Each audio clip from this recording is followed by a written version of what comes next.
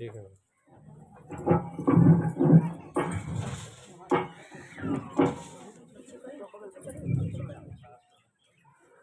बोलिए प्रेम से श्री सद्गुरु महाराज की जय।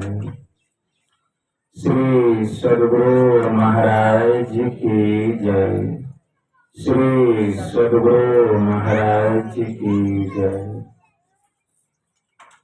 नमामि अमित ज्ञान रूपं कृपालम् अगम बोधदाता सुबुद्धि निधि विशालम् क्षमाशील यति धीर गंभीर ज्ञानम् धर्म कील बृहतीर समधीर ध्यानम् जगत त्राणकारी आधारी उदारम् भगत प्राण रूपं दयागुण अपारम् नमो सतगुरुं ज्ञान दाता सुस्वामी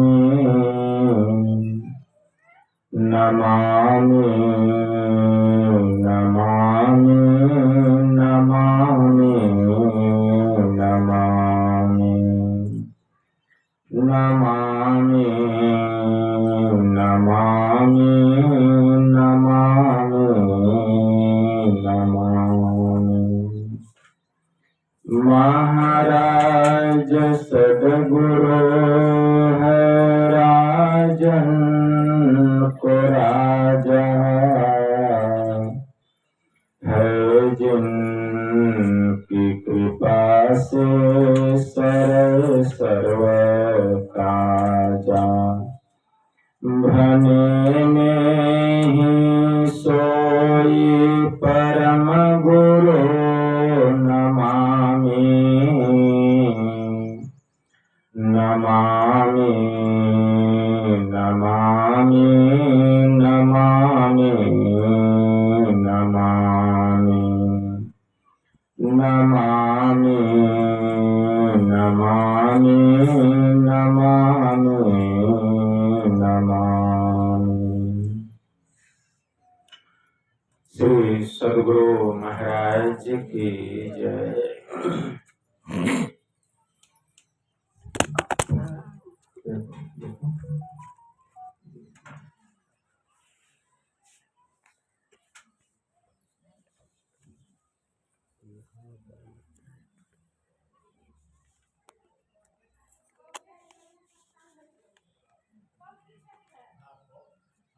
देखिए तो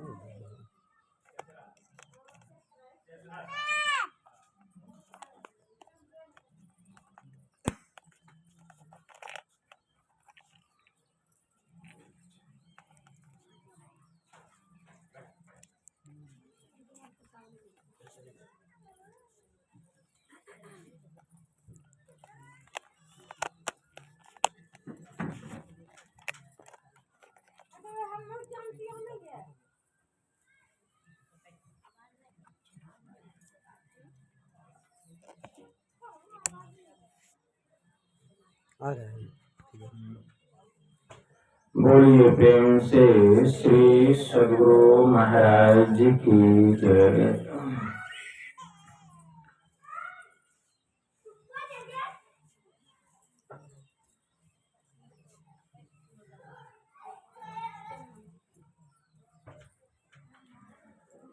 अव्यक्त रूप में परमाराध्य संत सद्गुरु महाराज के पावन कमल चरणों में बारंबार नमन। आदरणीय सत्संग प्रेमी गुरुजनों, भक्तिमती माताओं एवं धर्मशिला बहनों, आप लोगों को सर्वविदित हो चुका है कि यह संतमत सत्संग का आयोजन हमारे आदरणीय सरजुग जी ने अपने सुपुत्र अमरकांत के जन्म दिवस के उपलक्ष्य में घर परिवार के समस्त लोगों ने मिलजुल कर उसके उज्जवल भविष्य के लिए यह संत मत सत्संग का आयोजन किए हैं। इस संत मत सत्संग के द्वारा ज्ञान योग युक्त एकमात्र ईश्वर भक्ति का संदेश दिया जाता है, उपदेश दिया जाता है। प्रत्येक प्राणी मात्र को बोध कराया जाता है कि ज्ञान क्या है, योग क्या है, भक्ति क्या है, जीव क्या है, माया क्या है, ब्रह्म क्या है। इन सभी रहस्यमयी बातों का ज्ञान सत्संग के माध्यम से यह जो जीव अबोध बना हुआ है, सत्संग श्रवण करते करते एक दिन वह सुबोध और परम ज्ञानी हो जाता है। अभी संत स्तुति और गुरु वंदना से पाठ का शुभारंभ हुआ। हम लोगों ने अति ही मनोयोग पूर्वक भक्ति युक्त ढंग से पाठ का श्रवण किया। तत्पश्चात श्री रामचरितमानस सार सटीक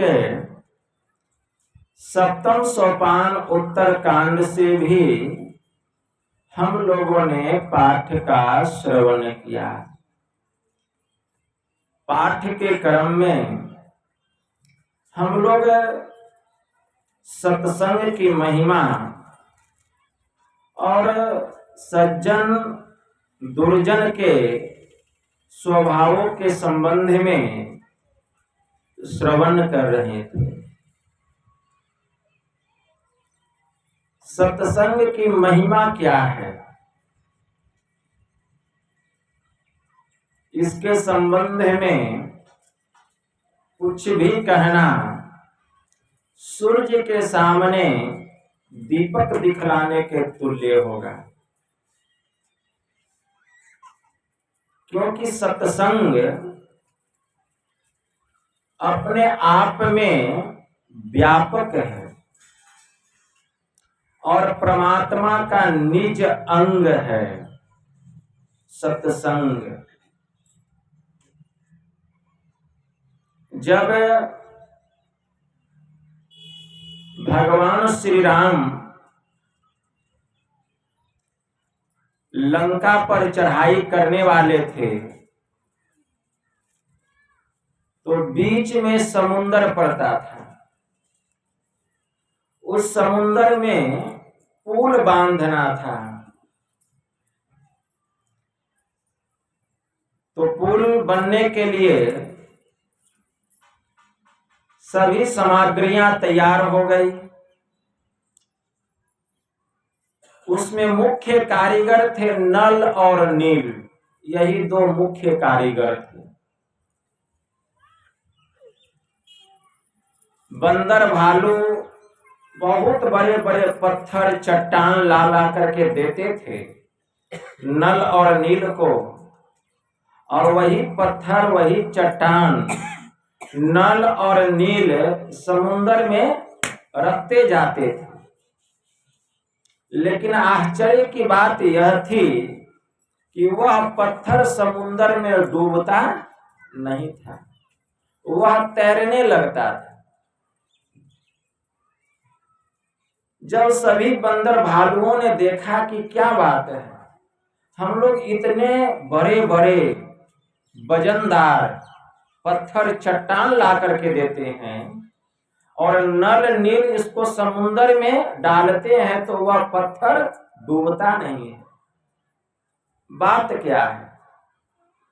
सभी बंदर भालू मिलकर प्रभु श्री राम के पास जाते हैं और कहते हैं, प्रभु क्या आपको कुछ पता है? भगवान भी ऐसे बोलते हैं जैसे उनको कुछ पता नहीं हो। ये कहते नहीं, मुझे तो कुछ पता नहीं है, बताओगे तब तो पता चलेगा। तो बंदर भालू कहते हैं, प्रभु हम लोग इतने बड़े बड़े वजनदार पत्थर चट्टान ला ला करके नल और नील को देते हैं, और वे उस पत्थर को चट्टान को जब समुद्र में डालते हैं तो वह डूबता नहीं है प्रभु, वह तैरने लगता है। प्रभु श्री राम कहते हैं, क्या ऐसी बात है? वे भी अचंभित होकर पूछते हैं, कहे कि हाँ प्रभु, अगर आपको विश्वास नहीं होता है तो स्वयं चल करके देख लीजिए। भगवान श्री राम आते हैं सभी बंदर भालुओं के साथ में, और नल नील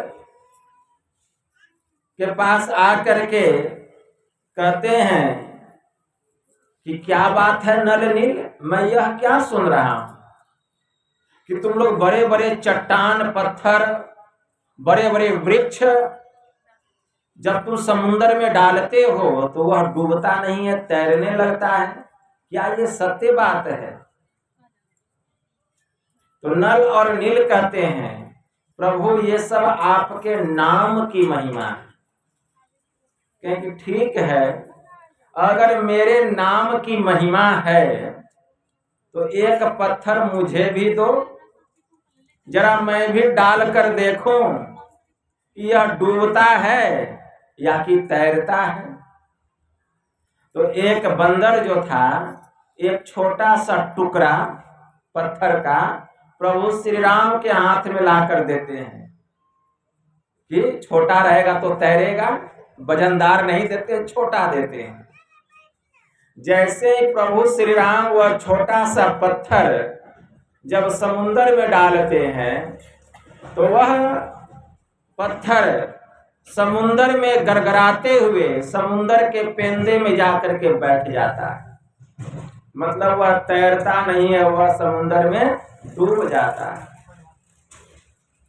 तो भगवान श्री राम कहते हैं, अरे नल नील, तुम लोगों ने तो कहा कि ये सब आपके नाम की महिमा है, फिर जब मैं यह पत्थर समुद्र में डाला तो यह डूब क्यों गया, यह क्यों नहीं तैरा?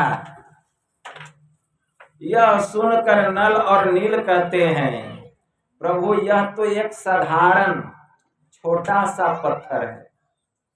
प्रभु ये तो एक साधारण और छोटा सा मामूली पत्थर है। अगर आपके हाथ से प्रभु ब्रह्मा भी छूट जाए तो किस नरक में चला जाए कहना मुश्किल है। ये तो एक पत्थर है। तो कहने का भाव क्या है? गोस्वामी जी लिखते हैं, देहि सत्संग निज अंग भव भंग कारण शरण शोकहारी। कि हे प्रभु, अगर आप मुझे कुछ देना चाहते हैं तो आप मेरे जीवन में सत्संग दीजिए, जो कि आपका निज अंग है सत्संग। जो प्राणी सत्संग में चला आता है प्रभु, वह सीधे आपके गोद में आकर के बैठ जाता है। भवभंग, जो प्राणी सत्संग में चला आता है संसार के दुखों से उसको निजात मिल जाता है। श्रीरंग, जो प्राणी सत्संग में चला आता है उस पर प्रभु आपका रंग चढ़ जाता है। कारण शरण शोकहारी, हे प्रभु, यह सत्संग ही संसार के दुखों से, भव बंधन से, जन्म मृत्यु से, आवागमन के चक्र से छुटकारा दिलाने वाला अगर एकमात्र कोई कारण है तो वह है सत्संग। तो प्रभु के नाम की कितनी महिमा है,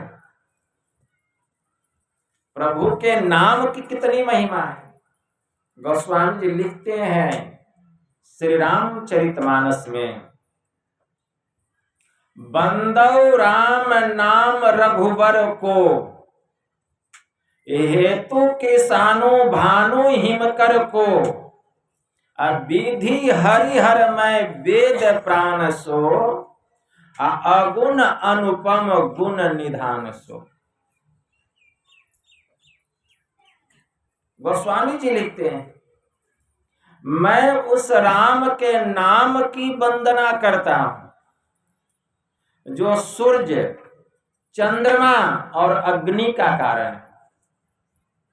जो सूर्य, चंद्रमा और अग्नि का कारण है, अगर वह राम का नाम नहीं होता तो सूर्य भी नहीं होता, अगर वह राम नहीं होते तो चंद्रमा भी नहीं होता, अगर वह राम का नाम नहीं होता तो अग्नि भी नहीं होता। और मैं तो ऐसा कहता हूं, अगर वह एक राम का नाम नहीं होता तो यह पूरी दुनिया नहीं होता। एक शब्द ने सब कुछ किया, ऐसा समर्थ सोई, आगे पीछे जो करे सो बल ही ना होई। वही एक शब्द, वही एक तत्व। तो मैं उस राम के नाम की वंदना करता हूं। बंदौ राम नाम रघुवर को, हेतु कृषाणु भानु हिमकर को, जो सूर्य, चंद्रमा और अग्नि का कारण है। भानु का मतलब होता है सूर्य, कृषाणु का मतलब होता है अग्नि, हिमकर का मतलब होता है चंद्रमा।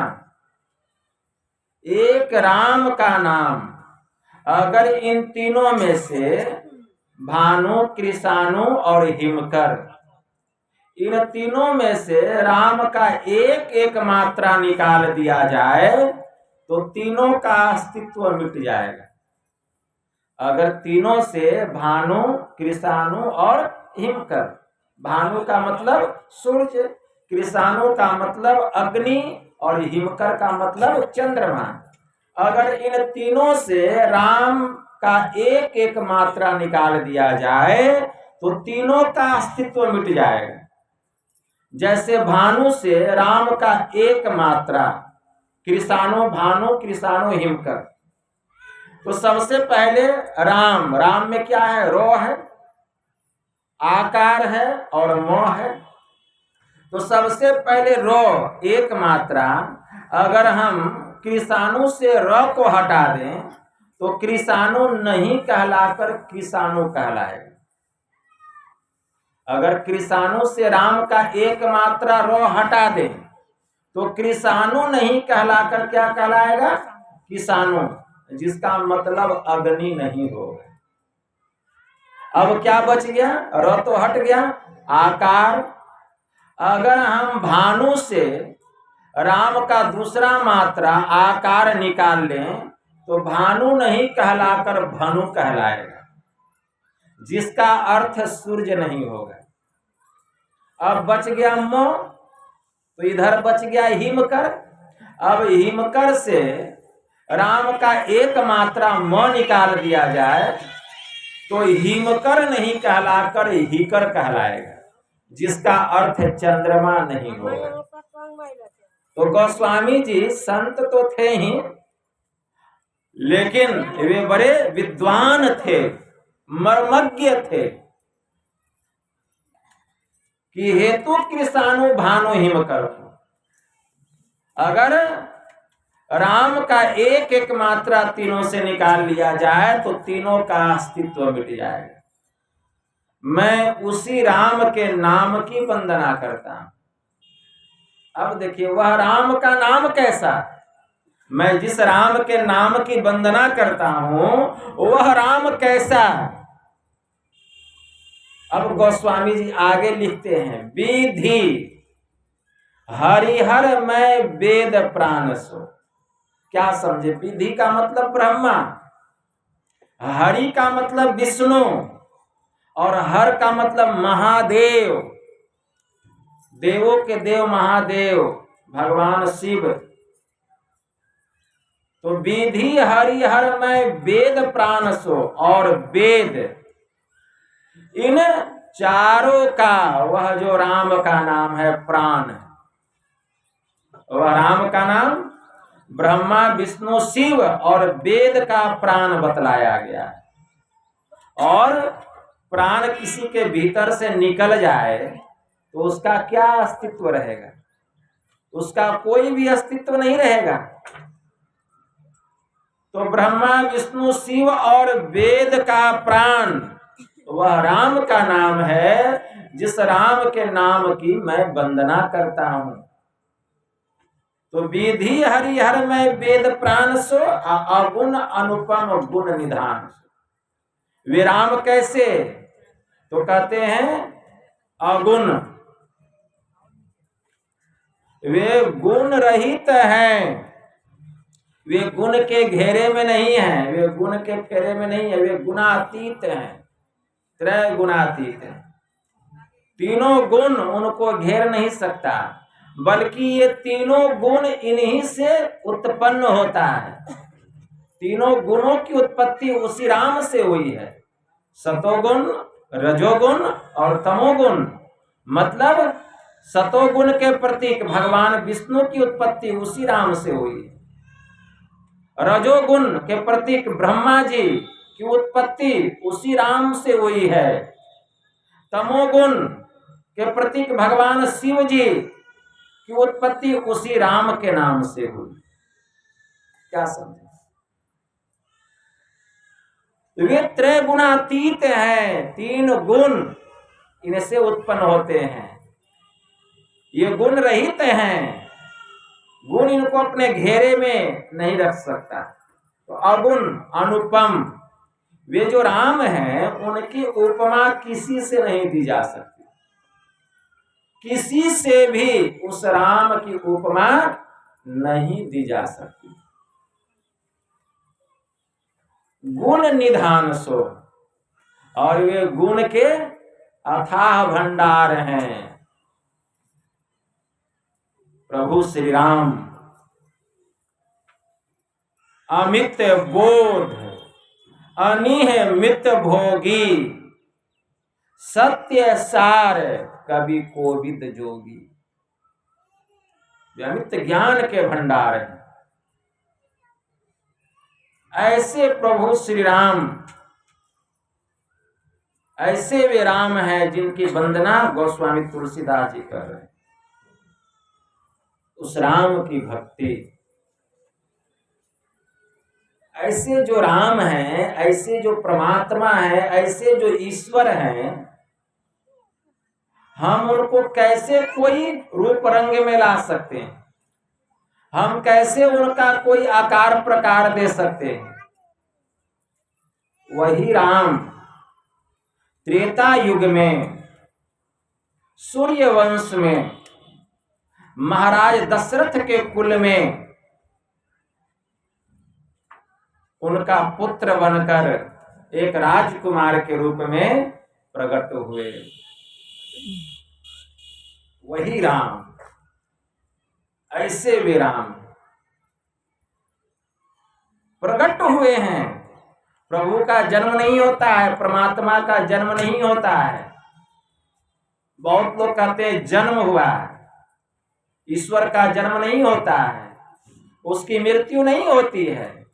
प्रभु ने अवतार लिया, वे प्रकट हुए, और जब उनको जाना था तो वे समय आने पर अपने धाम में चले गए। समय आने पर अपने धाम में चले। कैसे गए? प्रभु श्री राम का शरीर को किसी ने जलाया? किसी ने देखा कि उनके शरीर को जलाया गया?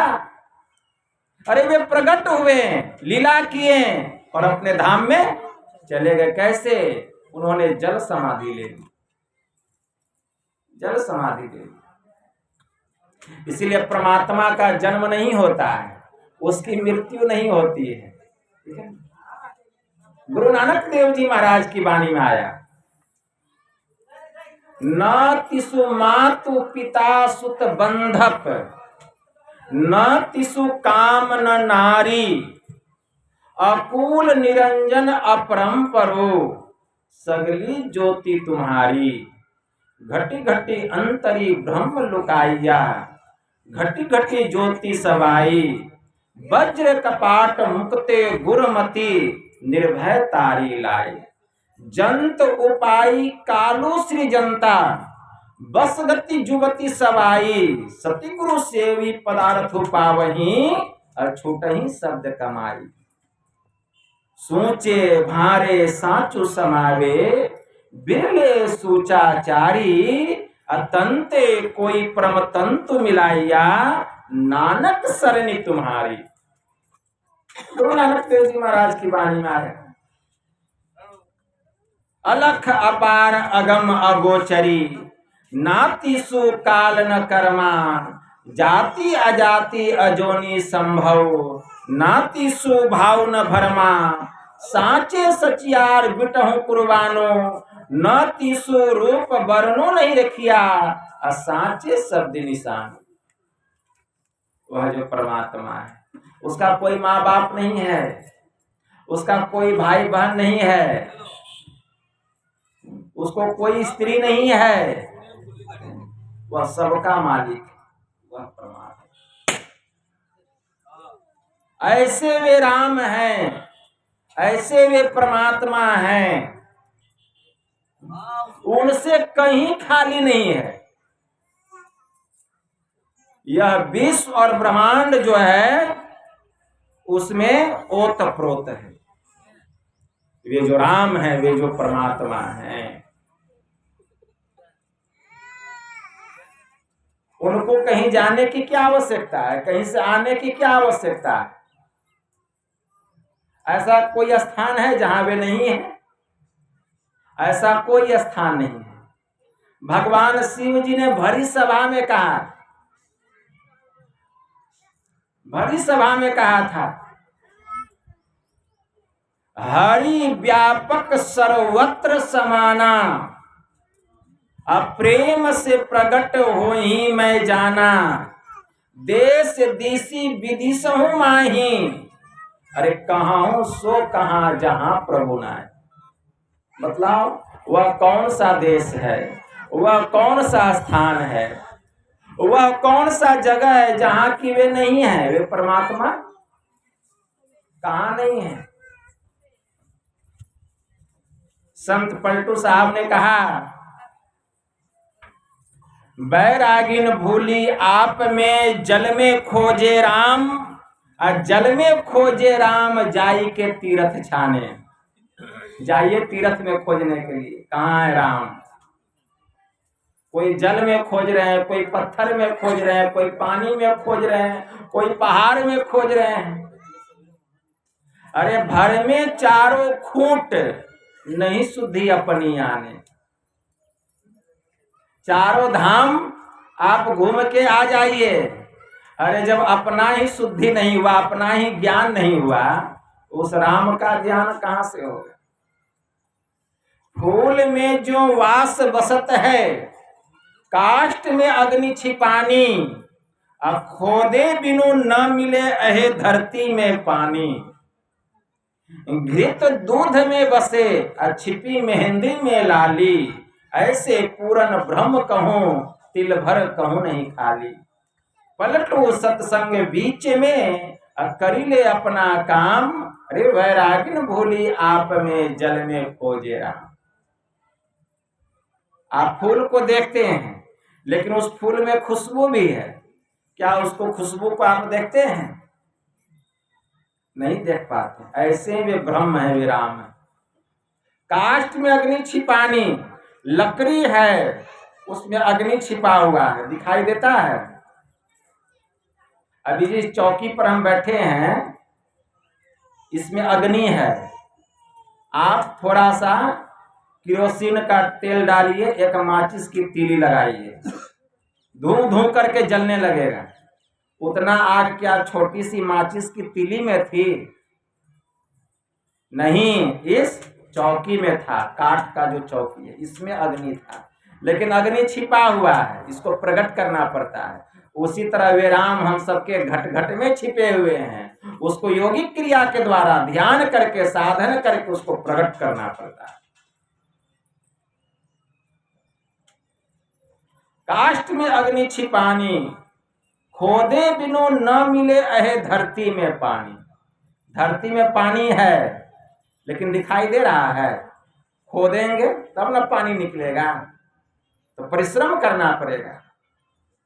घृत दूध में बसे छिपी मेहंदी में लाली। दूध है, उस दूध में घी भी है, लेकिन घी दिखाई दे रहा है। दूध को देख लेते हैं लेकिन घी को नहीं देख पाते।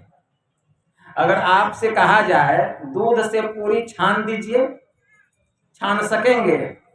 नहीं। पूरी कैसे छानेंगे? घी से। तो दूध से क्यों नहीं छान सकेंगे? उसमें घी तो है लेकिन नहीं छान सकते, क्योंकि जब तक दूध में घी रहेगा उससे पूरी नहीं छकाएगा। इसके लिए क्या करना पड़ेगा? दूध से घी को निकालना पड़ेगा।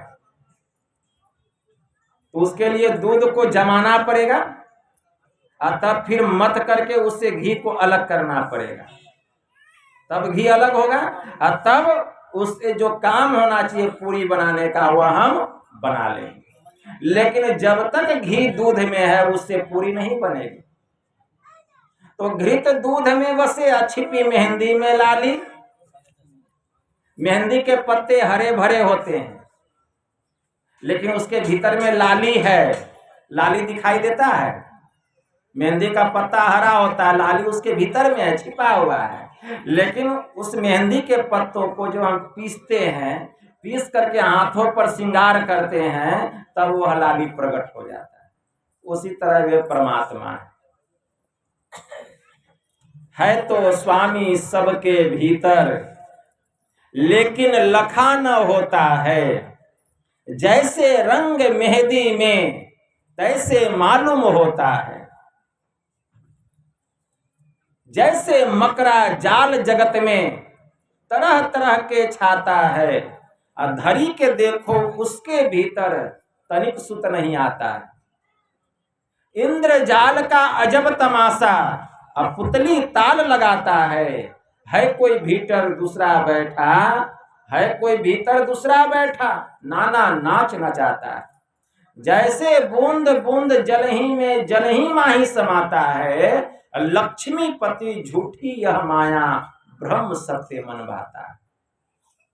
तो जब तक उस राम का उस ब्रह्म का ज्ञान नहीं हुआ है, यह संसार जो है सत्य लगता है। जिस दिन उस ब्रह्म का ज्ञान हो जाएगा, उस राम का ज्ञान हो जाएगा, यह संसार हमारे लिए असत्य हो जाएगा। लेकिन अभी सत्य लग रहा है। जैसे घनी अंधेरी रात है, अंधेरी कोठरी है, तो लगता है कि अंधकार क्या है? सत्य है, अंधेरा है। लेकिन उसी कोठरी में एक छोटा सा दिया जला दीजिए, क्या होगा? प्रकाश हो जाएगा। अब वहां अंधकार नहीं है, प्रकाश हो गया। उसी प्रकार जब तक अंधकार था तब तक हम अज्ञानता में फंसे हुए थे। जैसे ही प्रकाश हुआ हमारे भीतर का अज्ञानता भाग गया, अब ज्ञान हो गया। अब ज्ञान क्या हो गया? उस कमरे में जितनी वस्तु है सब दिखाई देने लगेगी।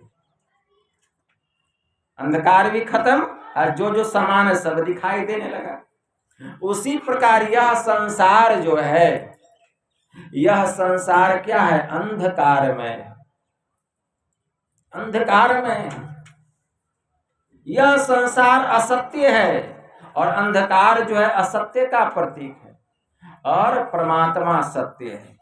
लेकिन जब तक उस ब्रह्म का ज्ञान नहीं होगा, यह संसार जो सत्य लग रहा है, ऐसा जो भ्रम बना हुआ है, यह भ्रम दूर नहीं होगा। इसको दूर करने के लिए उस राम को, उस परमात्मा को जानना पड़ेगा। कैसे जानेंगे उसको हम? उस ईश्वर को हम कैसे जानेंगे? उसको जानने के लिए हमें उनकी भक्ति करनी पड़ेगी। किसकी भक्ति करनी पड़ेगी? उस राम की, उस परमात्मा की भक्ति करनी पड़ेगी। हम कहेंगे बाबा हम तो भक्ति करते हैं, लेकिन कहाँ उनका ज्ञान होता है, कहाँ आज तक राम का दर्शन हुआ है। आप भक्ति करते हैं, लेकिन आप भक्ति राम की नहीं करते, आप परमात्मा की नहीं करते हैं। राम का मतलब ब्रह्म, परमात्मा, ईश्वर। आप ईश्वर की भक्ति नहीं करते हैं, तब किसकी करते हैं? ईश्वर के बनाए हुए जो रूप रंग हैं उसी की आप भक्ति करते हैं। आप ईश्वर की भक्ति नहीं करते हैं। ईश्वर का बनाया हुआ क्या है रूप रंग? ईश्वर ने 33 कोटि देवताओं को बनाया और सबको एक एक शक्ति प्रदान कर दिया। बस उसी में हम सब फंस गए और उस परमात्मा को हम भूल गए। तो ठीक है, जिस देवी देवता की हम उपासना करते हैं, भक्ति करते हैं, तो उनके पास जो शक्ति है वही न शक्ति हमको मिलेगा। उससे विशेष क्या हमें वे कुछ दे सकते हैं? कुछ नहीं दे सकते। इसलिए अगर भक्ति करना है तो एक ईश्वर की भक्ति कीजिए, एक राम की भक्ति कीजिए, एक परमात्मा की भक्ति कीजिए, एक ईश्वर की भक्ति कीजिए। और उस ईश्वर की भक्ति करने के लिए करना क्या पड़ेगा? सबसे पहले अगर आप उस परमात्मा की भक्ति करना चाहते हैं तो क्या करना पड़ेगा? तो इसके लिए सबसे पहले आपको सत्संग सुनना पड़ेगा। सबसे पहले सत्संग। और जब सत्संग सुनते सुनते जब ज्ञान जो है आपका परिमार्जित हो जाएगा, जब आप एक ईश्वर पर दृढ़ हो जाएंगे, अगर कोई नास्तिक है वह भी सत्संग सुनते सुनते आस्तिक बन जाएगा। उसको पूरा जब विश्वास होने लगेगा कि ईश्वर एक है, उस ईश्वर की भक्ति हम कैसे करेंगे? सत्संग में यह ज्ञान बतलाया जाता है। इसके लिए हमें कहाँ जाना पड़ेगा? भगवान महायुगेश्वर श्री कृष्ण ने अर्जुन से कहा कि हे अर्जुन, जो आज मैं तुमको अपना विश्व रूप दिखला रहा हूं, यही विश्व रूप मैंने तुम्हारे पहले देवर्षि नारद को भी दिखलाया था। जब देवर्षि नारद ने मेरे इस विश्व रूप को देखा, विराट रूप को देखा, तो मैंने देवर्षि नारद से भी यही बात कही थी कि जो तुम मेरा यह विश्व रूप देख रहे हो, यह विराट रूप देख रहे हो, यह मेरा वास्तविक स्वरूप नहीं है, यह मेरी उत्पन्न की हुई माया है और इससे तुमको ज्ञान होने वाला नहीं है। अगर तुम ज्ञान को पाना चाहते हो तो मेरा जो वास्तविक स्वरूप है उस स्वरूप को जानना पड़ेगा,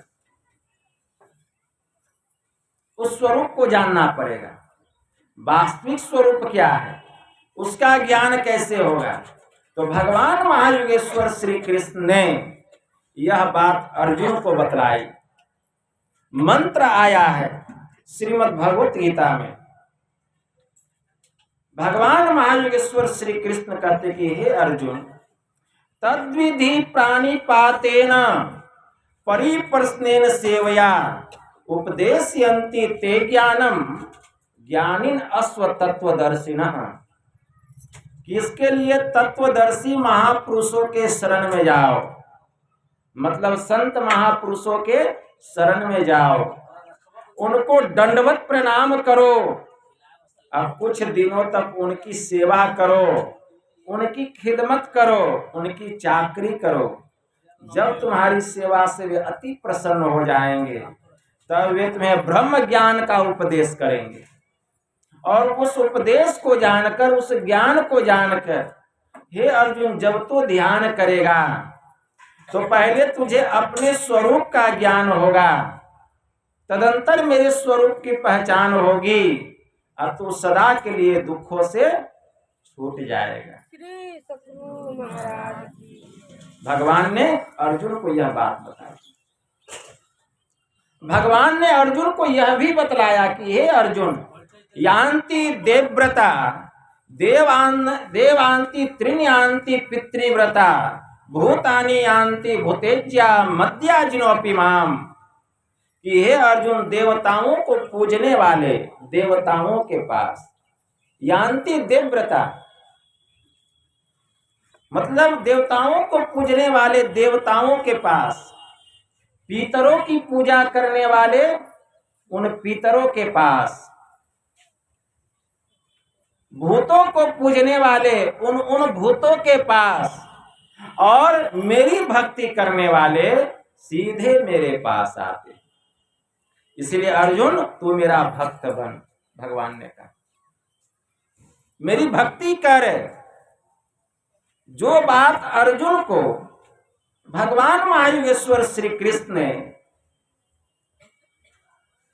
श्रीमद् भगवत गीता के माध्यम से उपदेश किया, वही बात श्री रामचरितमानस में भगवान श्री राम अपने प्रजावासियों को उपदेश कर रहे हैं। क्या कर रहे हैं? सुलभ सुखद मार्ग यह भाई, अब भगति मोरी अब पुराण श्रुति गाई। यही बात भगवान ने कही कि मेरी जो भक्ति है यह सबके लिए सुलभ है, सबके लिए सुलभ है। क्या अमीर क्या गरीब, चाहे किसी जाति का हो किसी वर्ण का हो, इसके लिए एक पैसा भी खर्च करने की जरूरत नहीं। जो यह काम करेगा, मतलब जो इस भक्ति को करेगा उसको सुख मिलेगा। भगवान ने कहा सुलभ सुखद मार्ग यह भाई, जो मैं रास्ता बतला रहा हूं। अब भगति मोरी पुराण श्रुति गाई, वह मेरी भक्ति है जिसको पुराणों ने गाया है, जिसको वेदों ने गाया है। वह कौन सी भक्ति है? वह भक्ति कैसे करनी है? तो भगवान महायोगेश्वर श्री कृष्ण ने अर्जुन से कहा कि हे अर्जुन, सबसे पहले सभी धर्मों को छोड़कर तू मेरी शरण में आ जा। सर्वधर्मान परित्यज्य मामेकम शरणम वज्र, अहम त्वा सर्व पापेभ्यो मोक्षयिष्यामि मा शुचा। कि सभी धर्मों को छोड़कर तू मेरी शरण में आ जा, मैं तुझे सभी पापों से मुक्त कर दूंगा और मैं तेरा उद्धार कर दूंगा। तो जिस समय भगवान कृष्ण ने गीता का यह उपदेश अर्जुन को दिया था, उस समय दुनिया में कौन सा धर्म था? आज से 5,500 वर्ष पहले भगवान महायोगेश्वर श्री कृष्ण ने अर्जुन को यह उपदेश किया श्रीमद् भगवत गीता का। उस समय दुनिया में एक वैदिक धर्म के अलावा और कोई दूसरा धर्म नहीं। इस्लाम धर्म को आने से 1400 वर्ष, ईसाई धर्म को आने से 2400 वर्ष, बौद्ध धर्म को आने से 2500 वर्ष, उससे थोड़ा ऊपर। उसके पहले कौन सा धर्म था? आज से 5,500 वर्ष पहले भगवान महायोगेश्वर श्री कृष्ण ने कुरुक्षेत्र के मैदान में अर्जुन को माध्यम बनाकर संसार के संपूर्ण मानवों को, विश्व के संपूर्ण मानवों को कल्याण के लिए यह श्रीमद् भगवत गीता का उपदेश दिया कि सभी धर्मों को छोड़कर मेरी शरण में आ जा।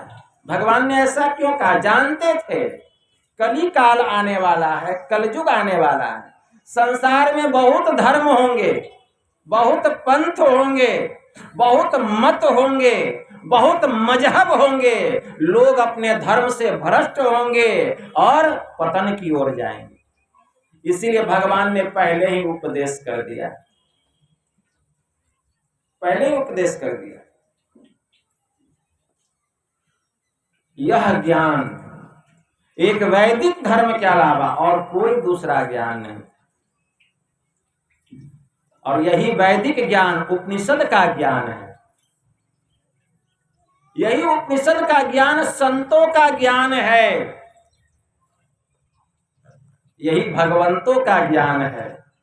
गोस्वामी जी ने मानस में लिखा ना, यहाँ पक्षपात न कछु राखो, वेद पुराण संत मत भाखो।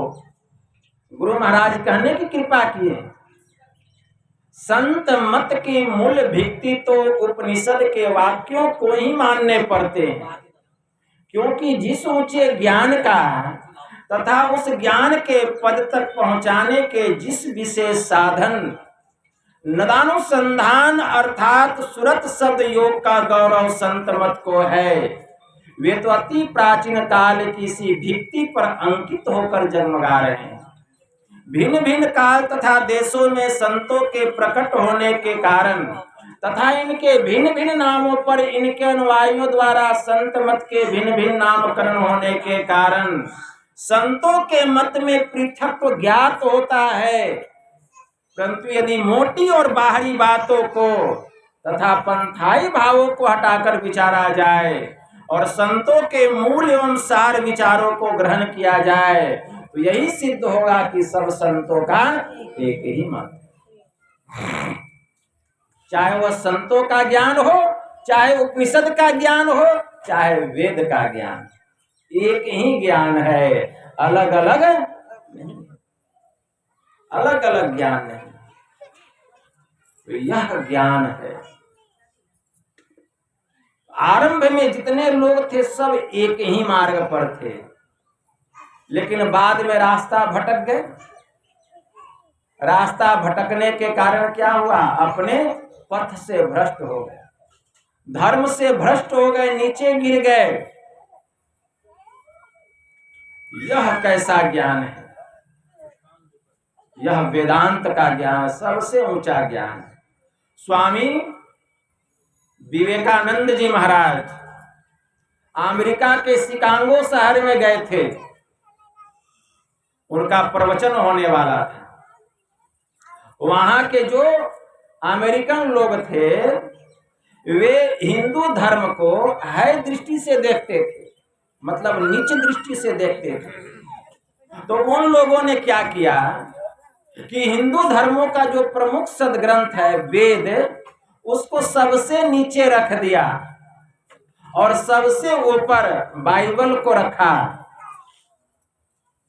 जब स्वामी विवेकानंद जी महाराज आए तो उन्होंने प्रवचन के क्रम में कहा, आज तो पुस्तकों की सजावट बड़ी अच्छी है, क्योंकि सबसे ऊपर बाइबल को रखा गया, रहना भी चाहिए, और सबसे नीचे वेद को रखा गया, यह भी बहुत जरूरी है। सबसे नीचे वेद को रखा गया, रहना चाहिए। क्यों? क्योंकि जितने धर्म ग्रंथ हैं सबका आधार वेद है। सबका आधार क्या है? वेद है। अगर उस वेद को वहां से हटा दिया जाए तो जितने धर्म ग्रंथ की पुस्तक है सब अपने आप हरबरा करके नीचे गिर जाए, उसका अस्तित्व ही नहीं रहेगा। विचार कीजिए, वेदांत का ज्ञान ईश्वरीय ज्ञान है। यह किसी व्यक्ति विशेष का ज्ञान नहीं है, किसी भी व्यक्ति विशेष का ज्ञान नहीं है। हमारा वेद कहता है ओम इंजाना प्रथमं मनस्तत्वाय सविता धियम अग्निर ज्योतिर्निचाय पृथिव्या अध्या भरत। इस मंत्र के द्वारा वेद भगवान उपदेश करते हैं कि हे मनुष्यों, अगर तुम उस जगत प्रसव करता, सृष्टि करता, सर्वेश्वर का, परमेश्वर का, परमात्मा का तत्व ज्ञान प्राप्त करना चाहते हो तो पहले बुद्धि योग करो। वेद कहता है पहले सत्संग करो, पहले सत्संग करना पड़ेगा। बुद्धि योग मतलब सत्संग करना पड़ेगा। सत्संग सुनेंगे तब ना बुद्धि होगा। सत्संग ही नहीं सुनेंगे तो ज्ञान कहाँ होगा? ज्ञान कहाँ होता है? सत्संग में होता है। बिनु सत्संगत ज्ञान न उपजे, कर ले जतन हजार। हजारों जतन कर लीजिए, बिना सत्संग का ज्ञान होने वाला नहीं है। तो ज्ञान होता है सत्संग में। क्या ज्ञान होता है सत्संग में? गोस्वामी जी ने मानस में लिखा है, जलचर थलचर नभचर नाना, अजे जर चेतन जीव जहाना, मति कीरति गति भूति भलाई, जब जेहि जतन जहां जेहि पाई, असो जानब सत्संग प्रभाऊ, लोक कहूं वेद न आन उपाऊ। गोस्वामी जी ने लिखा, इस संसार में जल में विचरण करने वाले जितने प्राणी हैं, इस संसार में धरती पर विचरण करने वाले चलने वाले जितने प्राणी हैं, इस संसार में नभचर आकाश में विचरण करने वाले जितने प्राणी हैं, इन सबको मति मतलब सद्बुद्धि, कीरति संसार में यश, गति मुक्ति भूति धन संपदा भलाई नम्रता, इन पांचों चीजों की प्राप्ति जहां कहीं जिस किसी विधि से, जिस किसी उपाय से, जिस किसी को भी हुआ है वह सत्संग के प्रभाव से हुआ जानना चाहिए। वेद कहता है कि सत्संग के अलावा इन पांचों के मिलने का और कोई दूसरा उपाय नहीं है। तो सबसे पहले सत्संग करना पड़ेगा, सबसे पहले सत्संग। सत्संग करते करते बुद्धि परिमार्जित हो जाएगी, आपका मन पवित्र हो जाएगा, आपकी वाणी पवित्र हो जाएगी, आपका हृदय पवित्र हो जाएगा। कैसे? सत्संग सुनते सुनते, सत्संग सुनते सुनते। श्री जवाल दर्शनोपनिषद में एक मंत्र आया है, चितम अंतर्गतम दुष्टम तीर्थ स्नान नैर शुद्ध्यति, सतसो अपि जलेर ढोरतम सुरा भांड मीमा शुचि। भीतर में रहने वाला यह जो दूषित मन है, यह दूषित मन है। तन कितना सुंदर है, तन जो है हम लोगों का कितना सुंदर है, लेकिन इस तन के भीतर में रहने वाला जो मन है यह बहुत मैला है। अगर मन से भी अगर आप कोई पाप करते हैं तो उसका भी फल आपको भोगना पड़ेगा। एक बात हमेशा याद रखिए, पाप पहले मन से होता है और तब तन से होता है। जैसे मन में आप जो सोचते हैं वही काम आप इस शरीर से करते हैं।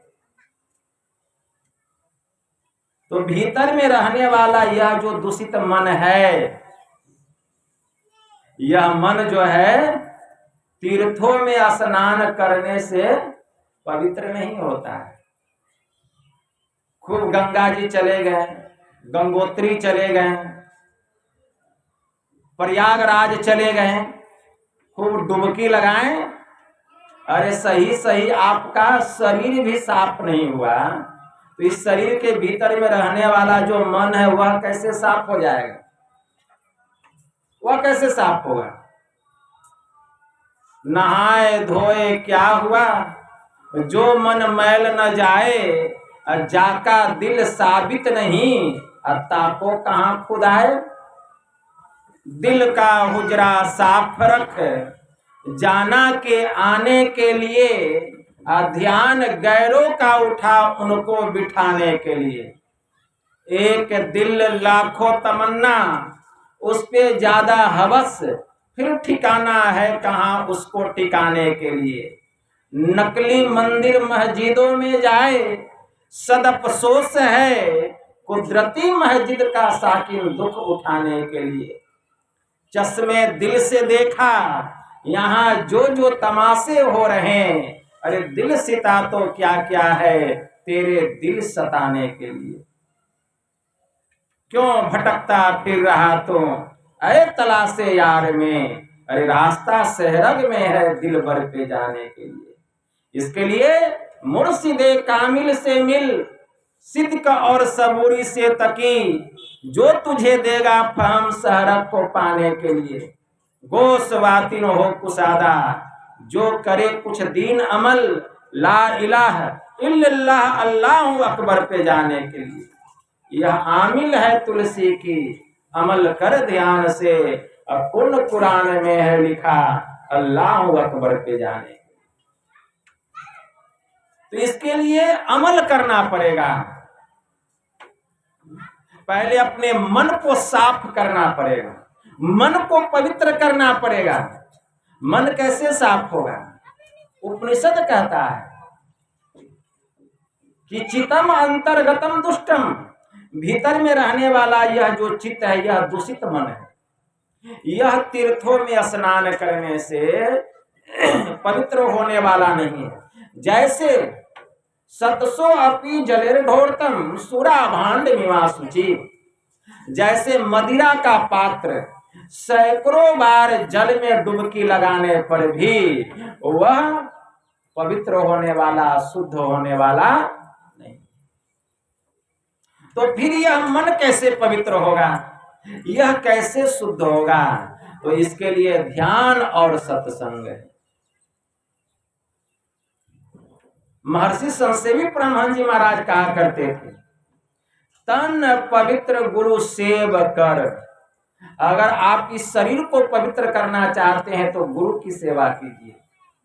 धन पवित्र कर दान, अगर आप धन को पवित्र करना चाहते हैं तो उस धन को धर्म में लगाइए, दान कीजिए। तो तन पवित्र गुरु सेव कर, धन पवित्र कर दान, मन पवित्र हरि भजन कर। और अगर इस मन को पवित्र करना चाहते हैं तो हरि का भजन कीजिए, ध्यान कीजिए, सत्संग कीजिए, और तब पावे पद निर्वाण। तब भक्ति करते करते एक दिन आपको मुक्ति मिल जाएगी, निर्वाण मिल जाएगा।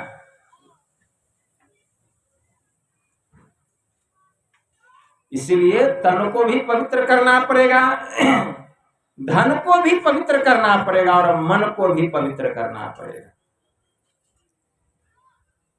तो यह ज्ञान इस सत्संग में होता है। सत्संग सुनते सुनते जब बुद्धि परिमार्जित हो जाती है, हमारा मन जो था वह पवित्र हो जाता है। मन जो है सही गलत, सत्य क्या है असत्य क्या है समझने लगता है और उस पर दृढ़ होने लगता है। तब जो है हमारे मन में होता है अब ऐसे काम चलने वाला नहीं है, अब क्या करना पड़ेगा? गुरु करना पड़ेगा। सत्संग सुनते सुनते मन मजबूत होता है, मन परिमार्जित होता है, बुद्धि का विकास होता है। तब सत्संग सुनते सुनते ज्ञान होता है और तब हम गुरु के शरण में जाते हैं। ऐसे नहीं जाते हैं गुरु के शरण में। वेद भगवान उपदेश करते हैं, ओम युक्त्वाय सविता देवान सवर्यतो धिया दिवम बृहद ज्योतिः करिष्यतः सविता प्रसूतितान। इस मंत्र के द्वारा वेद भगवान उपदेश करते हैं कि हे योगाभ्यास सीखने वाले मनुष्यों, सच्चे सद्गुरु के द्वारा ही तुम योग का भेद जानकर तुम अपने भीतर की महान दिव्य ज्योतियां और दिव्य गुण युक्त अनाहत नाद दोनों को प्राप्त करो। और वह संत सदगुरु जिनसे इस योग का भेद जानना चाहिए, इसके लिए निमित्त मतलब एकमात्र ईश्वर से इस प्रकार की स्तुति करो, प्रार्थना करो कि हे जगत प्रसव करता ईश्वर, आप ऐसे विद्वानों को, ऐसे संतों को इस धराधाम पर भेजें जिनसे हम भजन भेद लेकर अपने भीतर की महान दिव्य ज्योतियां और दिव्य गुण युक्त अनाहत नाद दोनों को प्राप्त करें और आप सुख स्वरूप परमात्मा को जान सके, आपको पहचान सके। इसके लिए गुरु के शरण में जाना पड़ेगा और उनसे यह ब्रह्म दीक्षा लेना पड़ेगा, यह ब्रह्म विद्या लेना पड़ेगा। यह ब्रह्म ज्ञान, यह ज्ञान सबको लेना चाहिए। यह ब्रह्म ज्ञान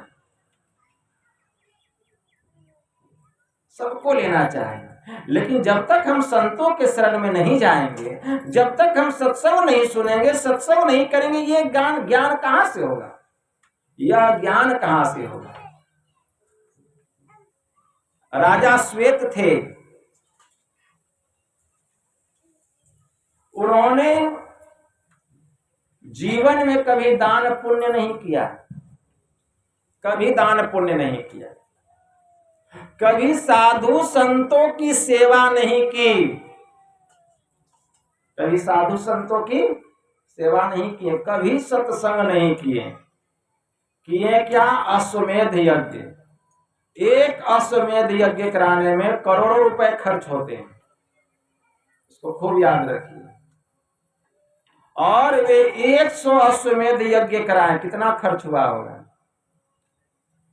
उस अश्वमेध यज्ञ के फल के बल पर वे कहां गए? ब्रह्मलोक चले गए, ब्रह्मलोक। लेकिन वहां भी भूख प्यास उनको सताती थी, उनको भूख प्यास वहां भी सताती थी। वे ब्रह्मा जी के पास गए और ब्रह्मा जी से कहा कि हे ब्रह्मा जी, ये तो ब्रह्मलोक है, फिर यहाँ मुझे भूख प्यास क्यों सताती है? ब्रह्मा जी ने कहा, राजन, तुमने जीवन में कभी भी सत्संग नहीं किया, ध्यान नहीं किया, संतों की सेवा नहीं की और न ही कुछ दान पुण्य किया। तुम केवल अश्वमेध यज्ञ के फल के बल पर स्वर्ग चले आए हो, ब्रह्मलोक, इसीलिए यहाँ तुमको भूख प्यास सताती है। जीवन में तुमने कुछ भी दान नहीं किया, इसलिए जाओ, तुमने बहुत बड़ा अश्वमेध यज्ञ किया था। कहाँ? इस भारत देश के मध्य में 100 योजन का एक जंगल है और 100 योजन के उस जंगल के बीचों बीच 4 योजन का एक सरोवर है। और 1 योजन में कितना कोस होता है? 1 योजन में 4 कोस होता है, तो 100 योजन में कितना कोस हो गया? 400 कोस में फैला हुआ जंगल था। और उस जंगल के मध्य में एक सरोवर था। वह सरोवर कितना योजन का था? 4 योजन का। 1 योजन में कितना कोस होता है? 4 कोस। तो 4 योजन में कितना हो गया? 16 कोस। और 1 योजन में कितना किलोमीटर होता है? 1 कोस में कितना किलोमीटर होता है? 1 कोस में 3 किलोमीटर होता है। तो 16 योजन मतलब 16 कोस में कितना किलोमीटर हो गया? 48 किलोमीटर का वह सरोवर था।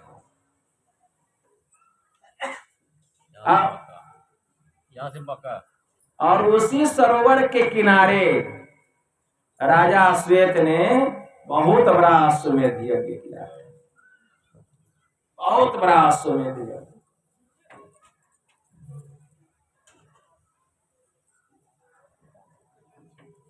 उनका जब शरीर छूट गया तो उनका शरीर अक्षय बन गया अक्षय का मतलब समझते हैं, मतलब उनका शरीर नष्ट नहीं हुआ, ज्यों का त्यों पड़ा रह गया उसी सरोवर के किनारे, जस का तस पड़ा रह गया, अक्षय हो गया शरीर। इसीलिए राजन तुम जाओ, उसी अमुक सरोवर के किनारे तुम्हारा मृत शरीर पड़ा हुआ है, और अपने मृत शरीर का तुम मांस खाना, और उस सरोवर में डुबकी लगा के स्नान करके फिर ब्रह्मलोक आना। तुमको भूख प्यास लगी है तो अपने शरीर का मांस खाओ, उस सरोवर का पानी पियो जहां तुम अश्वमेध यज्ञ किए थे, और फिर उसमें डुबकी लगा के स्नान करके पवित्र हो करके फिर ब्रह्मलोक आओ। तो राजा श्वेत ने कहा, हे ब्रह्मा जी, यह दुख मुझे कब तक भोगना पड़ेगा? कहे राजन, यह दुख तुमको पूरे 100 वर्ष तक भोगना पड़ेगा। 100 वर्ष, 100 वर्ष तो अब कोई जीता भी नहीं, 60, 70, 80, 90 पार, इसी में पार, कोई जी जाए तो जी जाए। तो 100 वर्षों तक तुमको यह दुख भोगना पड़ेगा, और 100 वर्ष जब पूरा हो जाएगा तब अगस्त ऋषि का पदार्पण होगा,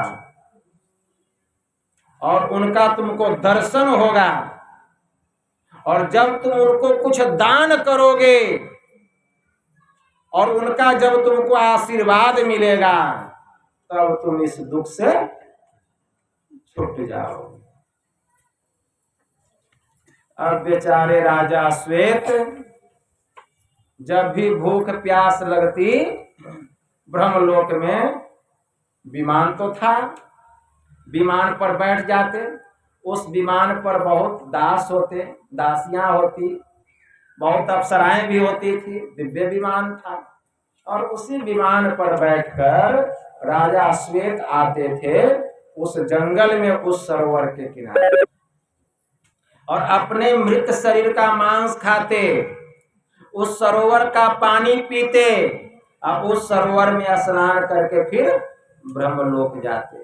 क्यों? जीवन में कभी दान पुण्य नहीं किया, कभी संतों की सेवा नहीं की थी, कभी सत्संग ध्यान नहीं किया, इसी वजह से। और मांस खाते भी थे तो उनका शरीर खत्म नहीं होता था, शरीर अक्षय बना हुआ था, अश्वमेध यज्ञ के बल से उनका शरीर समाप्त नहीं होता था, वो अक्षय बना हुआ था। जब इसी तरह 100 वर्ष गुजर गए, तब एक दिन अगस्त ऋषि उसी रास्ते होकर के जा रहे थे, उसी जंगल में। देखते दूर से बड़ा ही दिव्य शरीर है, लेकिन मृत शरीर का मांस खा रहा है। अगस्त ऋषि की नजर पड़ गई, और वह मांस खा के नदी का जल पिया, उस सरोवर में स्नान किया, और जैसे विमान पर बैठने लगा स्वर्ग जाने के लिए, अगस्त ऋषि ने कहा ठहर जाओ, वह वहीं रुक गया। अगस्त ऋषि आते कहते, अरे इतना दिव्य शरीर है, देवता के जैसा शरीर, इतना सुंदर वस्त्र आभूषण है, दिव्य विमान है, इतनी अप्सराएं हैं तुम्हारी सेवा में, दास दासियां, नौकर नौकरानियां, इतना सुंदर दिव्य शरीर, लेकिन तुम मृत शरीर का मांस खा रहे हो, क्या बात है? तब वहीं पर राजा श्वेत कहते हैं कि हे महात्मन, मैंने जीवन में कभी दान पुण्य नहीं किया, मैंने जीवन में कभी साधु संतों की सेवा नहीं की, मैंने जीवन में कभी ध्यान सत्संग नहीं किया, केवल अश्वमेध यज्ञ किया, 100 अश्वमेध यज्ञ, उसी के फल के बल पर मैं ब्रह्मलोक गया, लेकिन वहां भी मुझे भूख प्यास सताती थी। तो ब्रह्मा जी ने कहा कि तुमने जीवन में कभी दान पुण्य नहीं किया, ध्यान सत्संग नहीं किया, साधु संतों की सेवा नहीं की, केवल अश्वमेध यज्ञ के फल के बल पर तुम ब्रह्मलोक आए, इसीलिए तुमको यहाँ भूख प्यास सताती है। जाओ, अभी भी अमुक सरोवर के किनारे तुम्हारा मृत शरीर पड़ा हुआ है, जो अक्षय बना हुआ है, अपने ही शरीर का मांस खाओ, उस सरोवर का जल पियो, और उसमें डुबकी लगा करके फिर ब्रह्मलोक आओ। यह सुनकर तब मैंने ब्रह्मा जी से पूछा कि हे ब्रह्मा जी, यह दुख कब तक? तो उन्होंने कहा पूरे 100 वर्ष तक। और 100 वर्ष के बाद जब अगस्त ऋषि का दर्शन होगा, तुम उनको कुछ दान करोगे और उनसे तुमको आशीर्वाद प्राप्त होगा, तब तुम इस दुख से छूट जाओगे। वहीं पर अगस्त ऋषि ने कहा, राजन, मैं ही अगस्त ऋषि हूं। जैसे यह सुनना था, राजा श्वेत अगस्त ऋषि के चरणों में गिर गए, उनको प्रणाम किए और एक बड़ा ही दिव्य आभूषण, रत्नों से जड़ित एक बड़ा ही दिव्य आभूषण जो विश्वकर्मा का बनाया हुआ, और वह दिव्य आभूषण कुबेर के खजाना में भी नहीं था, तीनों लोकों में वैसा आभूषण नहीं था। बड़ा ही दिव्य और सुंदर आभूषण राजा श्वेत ने वह अगस्त ऋषि को दान में दिया। अगस्त ऋषि ने वह दान स्वीकार किए और उनको आशीर्वाद दिए। तत्क्षण वह जो मृत शरीर था, अक्षय शरीर, वह गायब हो गया और राजा श्वेत मुक्त हो गए। श्री सद्गुरु महाराज की जय। क्योंकि संत का दर्शन हुआ, उनको दान भी किए और वही दिव्य आभूषण जो है अगस्त ऋषि ने किनको दिया? प्रसाद के रूप में प्रभु श्री राम को दिया। वही दिव्य आभूषण जब प्रभु श्री राम अगस्त ऋषि की कुटिया में पधारे हैं, तो अगस्त ऋषि दान नहीं कर रहे हैं, बल्कि प्रसाद के रूप में दे रहे हैं। क्योंकि जो सुयोग्य पात्र होता है, उसी को वह दिव्य वस्तु प्रदान किया जाता है। और कहे कि लो राम, यह दिव्य आभूषण है, यह कुबेर के भी खजाना में नहीं है, विश्वकर्मा ने इस दिव्य आभूषण को बनाया है और राजा श्वेत ने मुझे यह दान किया था, तब उसको मुक्ति मिली थी, और तुम इस आभूषण के अधिकारी हो, इसलिए यह दिव्य आभूषण रत्नों से जड़ित, जिससे कि सूर्य के समान प्रकाश निकल रहा था, यह मैं तुमको भेंट में के रूप में, प्रसाद के रूप में देता।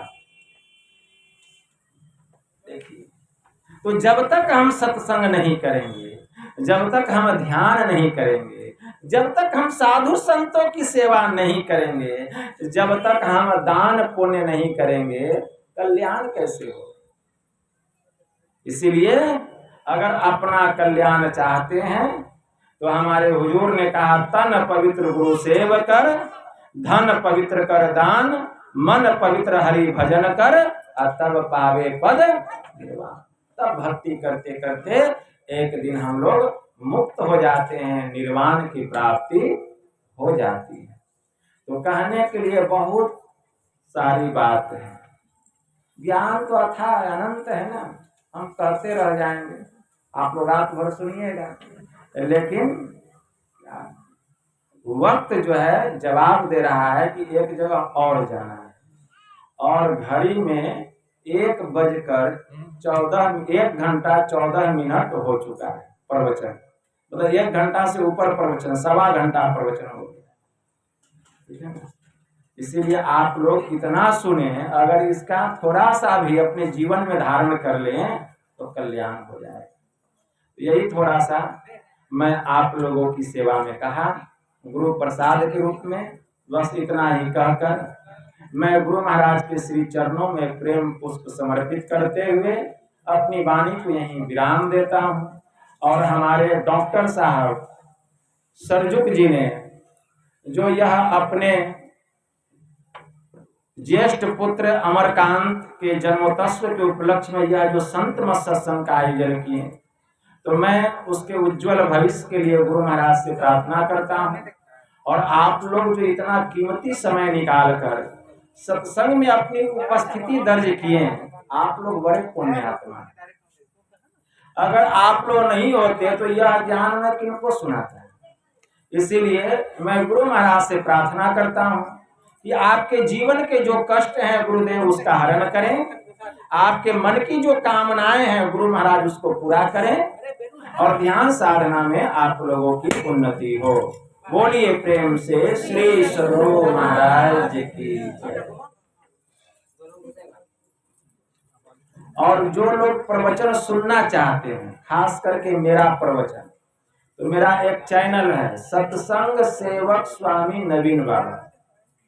जैसे ही यह लिखिएगा YouTube पर सारा प्रवचन आ जाएगा। तो सत्संग सेवक स्वामी नवीन बाबा के नाम से चैनल बना हुआ है, आप लोग बहुत सारा प्रवचन सुन सकते हैं। श्री सद्गुरु महाराज की।